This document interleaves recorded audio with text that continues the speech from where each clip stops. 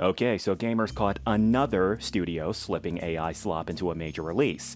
And this time, the devs behind 1666 Amsterdam are scrambling to explain how early versions of AI generated portraits somehow made their way into the prologue.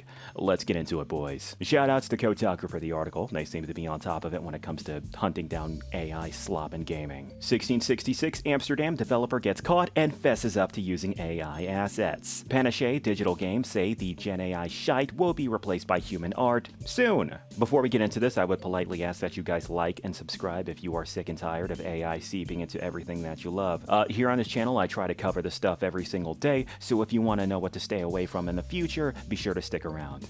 But yes, the article. Here's today's developer caught using AI story, because yeah, more and more people are getting exposed, as they should. Panache, forgive me if I'm not pronouncing that correctly, Digital Games, creators of high-profile action-adventures 1666 Amsterdam, has taken to X to apologize after players discovered the game's use of AI in its released prologue, and has promised to have it all replaced by human-created art soon. And around we go. Alright, quoting from their Twitter, a number of people have raised questions or concerns about whether assets in our marketing and game use generative AI, begins a post on Panache's X account following a swath of players reacting furiously to the game's prologue released to Steam shortly after its big reveal at the Summer Game Fest. We have a dedicated team of over a dozen talented and experienced artists, which I'm sure is totally not BS. Like, if you have all those guys, why do you have AI here? With them, we looked into the assets in question and found that there are indeed some early versions of assets that made their way into the game, or the prologue specifically. This includes some in-game portraits and external marketing assets. The post continues, we are actively reviewing the assets in question. Human-made versions will be released in an update dropping soon. It then concludes with a sharp gear change from passive to active voice stating,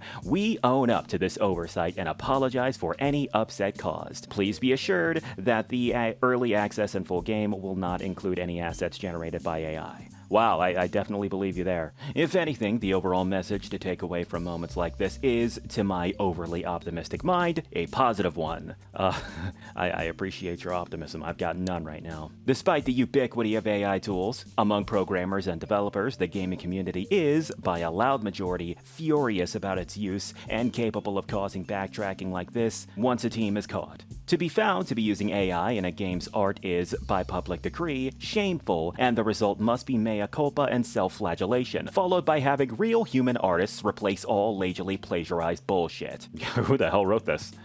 The particular apology is one of my favorites. Panache writes about Gen AI appearing in 1666 as if it crawled in against the team's will, malevolent drawings that made their way into the game all on their own. Those dastardly AI assets. But thankfully, over a dozen of their best artists are now wrangling them all up into a cage. Phew! This is pretty great. It's a grim reality that AI will be responsible for a large amount of the invisible code underneath the games we're playing, undermining the great work of programmers and coders who will be forced by middle managers to fix Claude's mistakes rather than hack their own from scratch. But at least with art, we as players are able to spot it and call it out. There is no reason at all for AI assets to be used when prototyping a game, not least because the scratchy human-created artwork is A, far more fun, and B, immediately impossible to spot and replace. This article is really weirdly typed, but you get the point. So yeah, another day, another game studio exposed, and another bullshit PR statement to defend themselves. What I want to take away from this, what I find really funny about this is, indeed, just like what this article said, the way that this was worded. They really did try to describe this entire situation like the AI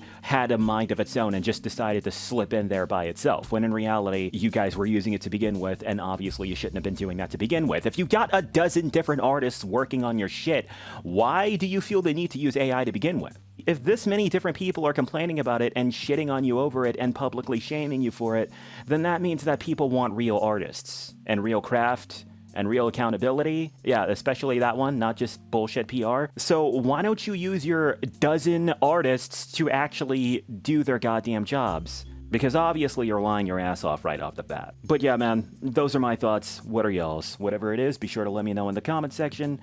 But past that, that's gonna wrap this one up. This is Jack Talks Back, signing out. You guys have a good one.